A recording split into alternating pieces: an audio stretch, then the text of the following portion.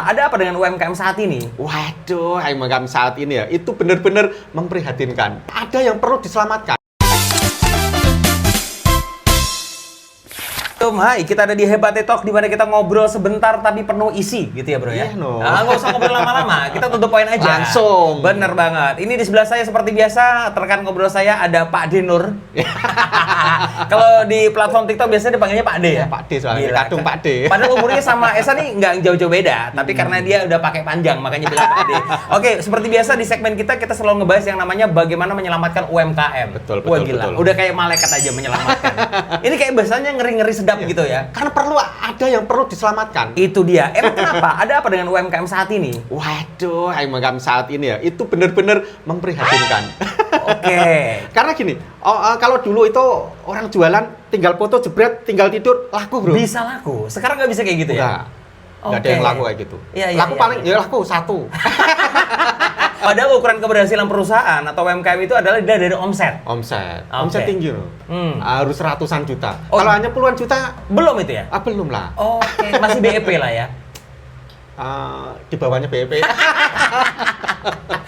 Oke, ini penting banget ya buat kalian yang mungkin sekarang pelaku bisnis atau pelaku UMKM. Nah, ini menurut kamu penyebab utamanya ini apa nih Pak Denny?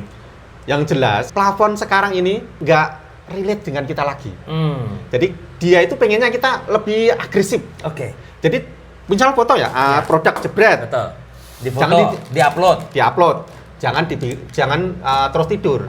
Oke. Kalau perlu nggak usah tidur. 24 jam pelototi terus. Tapi pelototi bukan ini ya. Iya. Kita belajar, maksudnya upgrade. Iya. Karena tidak bisa lagi hanya gambar saja sekarang bro. Harus ada videonya yang menarik. Harus ada video. Gambar toh nggak cukup, harus ada video menarik dan juga harus pakai ajakan-ajakan juga. Itu perlu. Ya perlu berkomunikasi. Jadi kemampuan UMKM sekarang tuh public speaking juga penting juga berarti ya.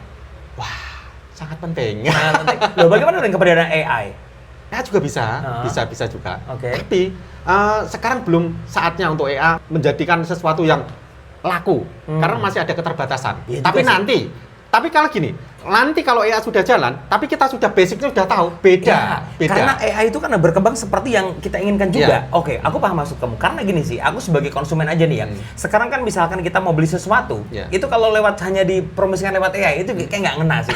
Tapi beda kalau yang ngomong langsung nih. Misalkan Pak D nih, beli teh ini gitu. Itu lebih kena kayak semacam kamu tuh ngomong sama aku langsung. Iya, betul. Kalau AI itu kayak ya informasi kayak baliho. Sementara sih masih seperti itu. Karena memang belum sempurna juga. Makanya kita yang paling penting UMKM itu adalah mengkomunikasikan. Ini loh produknya, nggak aja foto saja, jebret tinggal tidur. Tapi dikomunikasikan bagaimana ini bisa menarik orang mau beli. Gini. Di podcast kita ini kan nggak biasa teori nih. Kita langsung nggak usah basa-basi. Contohin aja nih. Langsung praktek. Contoh aja. Gimana? Ini, misalkan. cara membuat kontennya ya. Misalnya kebetulan kita bicara produk kita, produk saya ini. Jadi gini, ya. Contoh konten seperti ini.